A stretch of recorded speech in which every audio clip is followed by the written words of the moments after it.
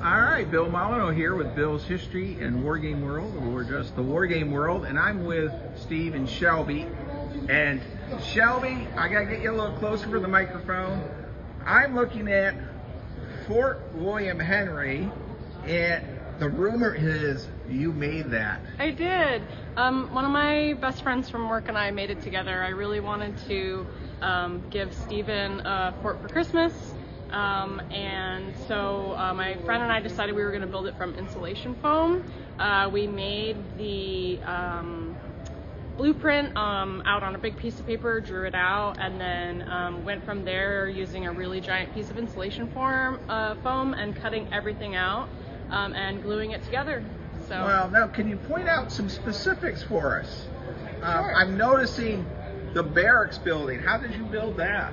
That was probably the hardest part out of all the other pieces to make, because we just kind of had to eyeball it and get a sense of how we wanted to construct it. So we really started off with just a rectangle, glued all of those pieces together, and it was the only piece that we really did kind of reverse, where we shaped it after we glued all of the pieces together.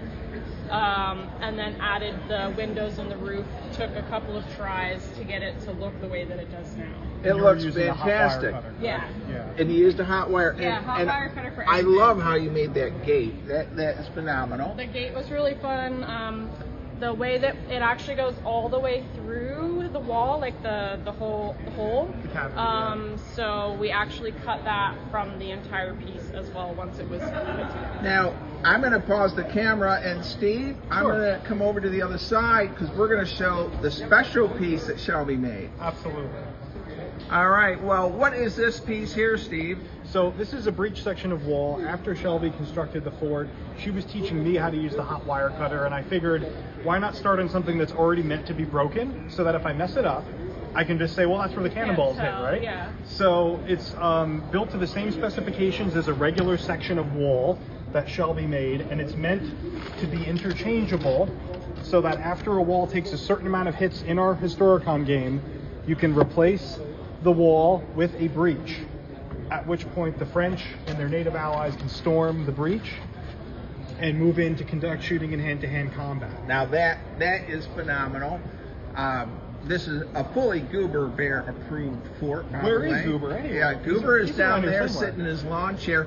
There isn't. Goober the traveling bear has a bounty on his head for a case of beer if he gets captured, so I have to keep an eye on him. We have to defend him with our lives. So, Shelby, this fort is phenomenal. Thank you.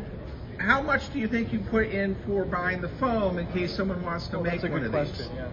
The foam we probably spent about $80, but we had a lot left over because we bought two really big, 8-foot long pieces. From Lowe's or Depot? I think that was from Lowe's. Lowe's. And then we bought some of the Gorilla Glue that comes in those kind of caulking tubes because that was the only glue that we were able to cut with the hot wire cutter as well. Okay. After There's a everything whole dried. layer of glue in between each one of these foam layers, and your hot wire cutter needs to be able to cut through the foam and the glue.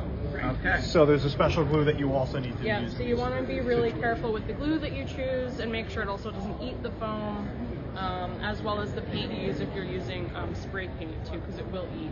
Okay. That's right. Well, this fort is phenomenal. You guys are a great couple, and I have to ask, a lot of wargamers will say, Shelby, do you have a sister that's not married that they can marry and they can, no, you're shaking your head no. She does have a sister, but her sister's also married. All right. And So- not into wargaming. And not No, into wargaming. no. All right. Well, I actually ended up with the cool sister. So. well, thank you very much for building this and helping us. And you're running 2 games tomorrow too. You have.